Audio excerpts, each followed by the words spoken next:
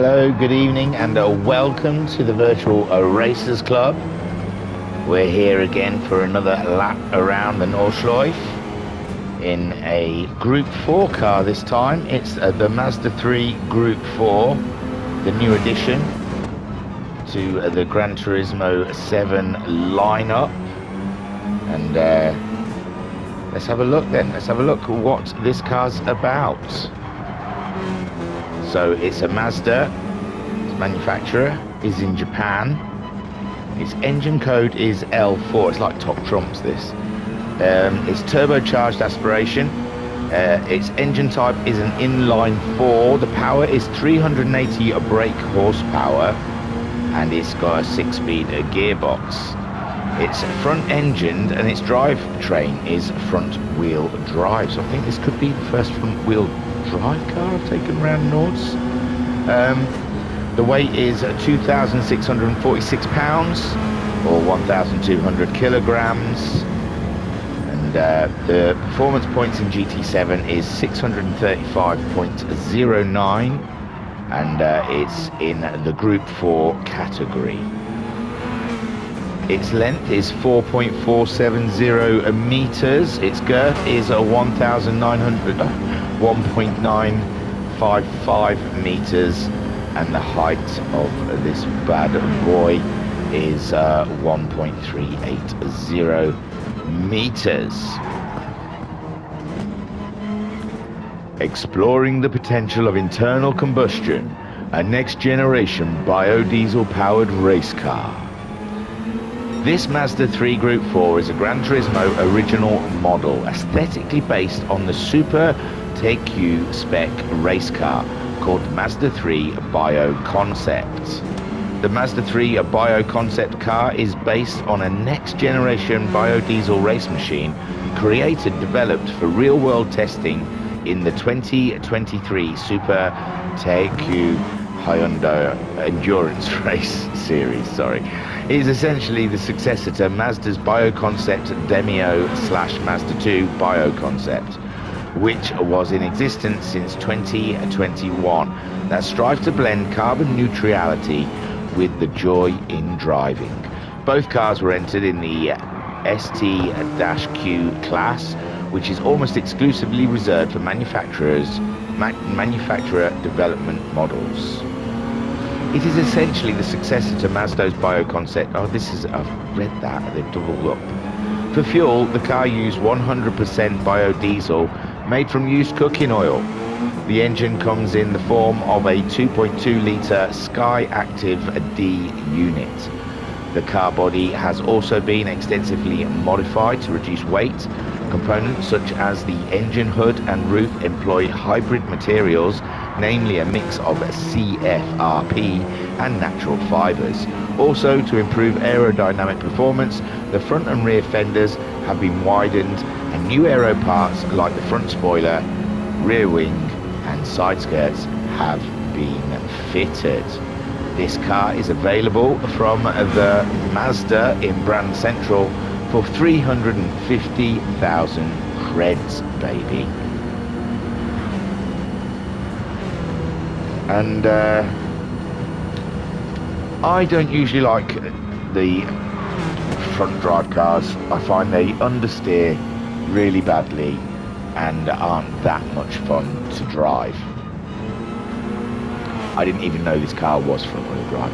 Honest to God, this car is fantastic. It's a beautiful piece of machinery. I felt so comfortable. I was pushing, the car was giving me no jip. It was, now the only of the Group 4 I guess I can put it next to is the 4C, Alpha 4C, which I said was a bit of a dull and a boring drive. Didn't feel like it had much grunt out of the corners. This one, totally opposite. So much grunt. Early on the accelerator, I guess that's the front wheel drive that helps. But it was a fantastic drive. It was comfortable, and it was grunty. It felt fast. Although I had full control over it, and the car didn't have me at any point. I felt that we were working together. We were we were going forwards in, it was a dual thing, like 4C. I was wishing it would move a bit and get going. With this one, I didn't feel like anything was lacking. Nothing was left on the table. This car delivered. I put the accelerator down, it wanted to go. Now, my only thing I had, and I couldn't quite put my finger on it, over one lap, it'd have to take, I suppose, a couple of different tracks. Don't know what was going on with second gear.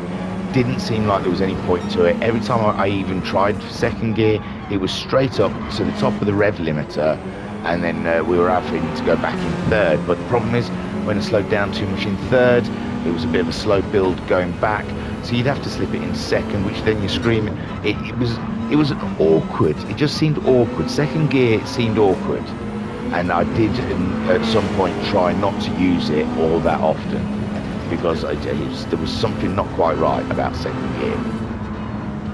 But other than that, the car was planted. It did what I wanted it to do. Putting my foot down on the accelerator was just a joyous occasion at every point, coming out of every corner. Braking, there was no wobbling, and there was no understeer at all. I'm really surprised. I always thought, I mean, I've only driven a couple, like the not round here yet, but in sport, and I know the hey, look, I skidded around that one. That was for you, Big Dan. Yeah, I've driven in the past an Audi, might have been an Audi Group 4, Audi TT, and a Peugeot RCZ, and I just found that they were just understeery and horrible and ripped their tyres to pieces. But this car was fun. It was just fun. Now, the livery is one of Koikarp's masterpieces, and I'm not sure if it's in a race that we may or may not be looking at soon on the Virtual Racers Club. If you check out our streams, I mean our YouTube channel, it's not just car evaluations, we do racing as well. So we're coming close to the end. This is the Mazda3 Gr.4 car. It's a brand new addition to the GT7 family, and I would say a total welcome addition. It's a great car. Go and get yourself one. Get out there and have a bash.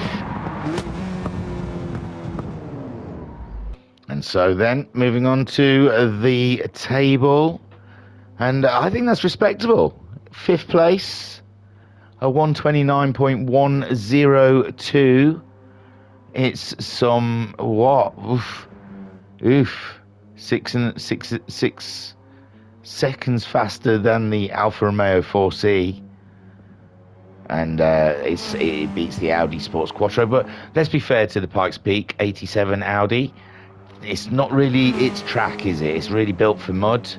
The gearbox was very short. It was very difficult to drive at the NURBS. So really, that's in a different category. We'd have to wait for other Group B cars to come along. But the Mazda easily beating the Alfa Romeo, I would say.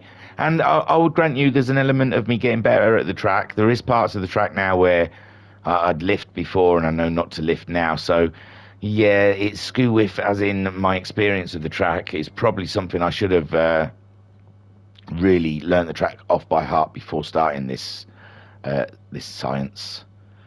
scientific experiment. But still, 6 seconds is a lot, and the Mazda is beautiful. So go and get yourself one. Buy it now. It's fantastic. And I'd say the performance points is starting to slip into place. Possibly, like I said, the Audi's out of place, and the Toyota Supra, I'm not sure. I don't think it reacts very well on hard tyres, because I saw it in a race recently that we've done, streamed, and yeah, that it seemed to be naff on the hard tyres, but very fast on the soft or medium. So that Toyota Supra might be out of place because of the racing hard tyres. Right, don't forget to hit like, subscribe, and share this video if you enjoy yourself whilst watching these. Don't forget to drop in the comments. I have got a bit of a list of cars to do. This was one of them that was requested by the user. What's their username? I've got it down here somewhere. His username was YourMumP3N15. So that one's for you, YourMumP3N15. P3N15, and I hope you enjoyed it. I'm sure if you look on YouTube and in our about bit, so I don't have to keep reading the website out because I sound like a broken record, there's ways of getting to our website and to our Discord and everything else. So check all of that bad boy out. Tiru, peace and love. Peace and love.